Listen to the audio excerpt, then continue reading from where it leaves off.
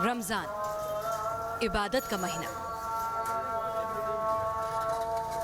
जिसमें भाईचारे और प्रेम का संदेश छिपा है। एक महीने तक चलने वाले माह रमजान में दिल्ली के जामा मस्जिद इलाके में एक अलग ही रौनक नजर आ रही है। हम आपको दिखा रहे हैं रोजा इफ्तारी और रमजान की रौनक। माह रमज़ान में पुरानी दिल्ली की रौनक देखते ही बनती है, और बात अगर जामा मस्जिद की हो और आसपास के इलाके की हो तो फिर बात ही क्या है।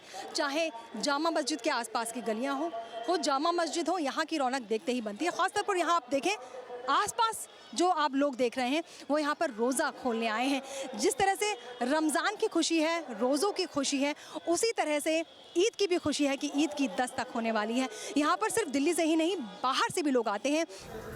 रमजान की खास मिठाई सेवइयों में छिपी है और इस महीने में दुकानदारों की चांदी हो जाती है। रमजान के दौरान शीरमाल का सबको इंतजार रहता है, जिसकी मिठास ऐसी है कि मुंह में पानी आ जाए।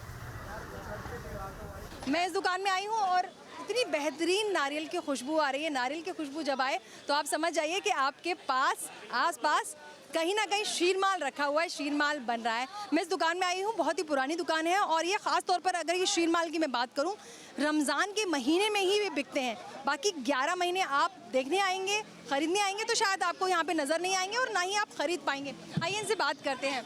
आप अपना नाम बताएं। मेरा मोहम्मद आकिल। ये बताएं, आपकी दुकान कितनी पुरानी है यहाँ पर? मैं अराउंड हो गया 50-55 साल। और मैं देख रही हूँ बड़े ही खूबसूरत शीरमाल, बड़े ही स्वादिष्ट से नज़र आ रहे हैं। ये बताइए, आपके शीरमाल की क्या खासियत है? मैम, ये हमारे कोकोनट के शीरमाल होते हैं। रमज़ानों में ये स्पेशल सहरी के लिए यूज़ होते हैं, दूध के साथ खाया जाता है, और ये ड्राई फ्रूट से बनता है। और दूसरा शीरमाल कोकोनट और जैम से बनता है, तो ये स्पेशली फॉर रमज़ान में ही तैयार किया जाता है। रमजान में रोजा खोलने और ईद की शॉपिंग करने के लिए भी दिल्ली और आसपास के इलाकों में लोग जामा मस्जिद के बाजार में पहुंचते हैं। हर गली में हर आपको खुशबू, हर स्वाद मिलेगा। और यहाँ पे जैसे कि मेरे सामने शाही टुकड़ा है और रबड़ी है। वैसे तो जामा मस्जिद की गलियों में 12 मास आप यहाँ पर आएंगे तो आपको रबड़ी, खीर और ये शाही टुकड़ा यहाँ पे मिल जाएगा। लेकिन ईद से पहले या जब रमज़ान है, रमज़ानों के दौरान यहाँ ये जो कुछ ख़ास हो जाते हैं, कुछ ख़ास तरीके से बनाया जाता है। इस दुकान के जो मालिक है वो मेरे साथ हैं। आप अपना नाम बताएं। मेरा नाम है सैयद साजिद अली।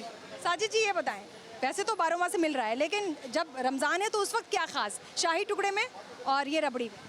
थोड़ा रमज़ान में थोड़ा एक्स्ट्रा इंग्रेडिएंट्स वगैरह होते हैं और अच्छी क्वालिटी और बनाई जाती है वैसे, और बाकी सेम ही है।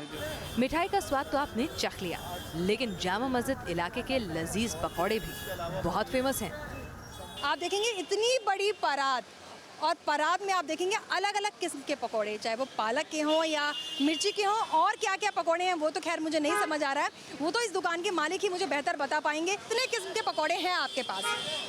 पकोड़े तो ये 8 तरह के तो ये हैं। 8 तरह के पकोड़े, और फिर एक उसके अलावा पनीर है, समोसे हैं, जलेबी है, भुजिया है, इमरती है, अंदर से की गोली है, रसमलाई है। अपने अपनी पसंदीदा जो पकोड़े हैं वो यहाँ पर खरीद रहे हैं। बड़ा परात और उसमें अलग अलग किस्म के पकोड़े। आप देख रहे हैं कि लोग आ रहे हैं और बस खरीद के जा रहे हैं, क्योंकि बस कुछ ही वक्त बचा हुआ है रोज़ा खोलने के लिए, तो कम वक्त है और ऐसे में रोज़ा खोलने की तैयारी जो है वो ज़्यादा करनी है। और उस तैयारी में अगर पकौड़े का साथ हो तो फिर बात ही क्या है। वीडियो जर्नलिस्ट राकेश रावत के साथ सारा, न्यूज़ नेशन, दिल्ली।